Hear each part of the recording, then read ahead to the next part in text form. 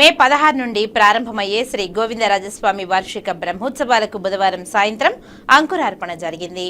తిరుపతిలోని శ్రీ గోవిందరాజస్వామి వారి వార్షిక బ్రహ్మోత్సవాలు మే 16 నుండి 24వ తేదీ వరకు జరగనుంది. ఈ నేపథ్యంలో బుధవారం సాయంత్రం వార్షిక బ్రహ్మోత్సవాలకు అంకురార్పణ కార్యక్రమాన్ని శాస్త్రోక్తంగా నిర్వహించారు. మే 20వ తేదీ గరుడ సేవ, 23న రథోత్సవం, 24న చక్రస్నానంతో శ్రీ గోవిందరాజస్వామి వారి వార్షిక బ్రహ్మోత్సవాలు పరిసమాప్తమవుతాయి. కాగా బ్రహ్మోత్సవాలలో ప్రతిరోజు ఆధ్యాత్మిక, సాంస్కృతిక కార్యక్రమాలను టీటీడీ ఏర్పాటు చేసింది. అంకురార్పణ కార్యక్రమంలో డిప్యూటీ ఓ శాంతి, ఇతర టీటీడీ అధికారులు, సిబ్బంది పాల్గొన్నారు.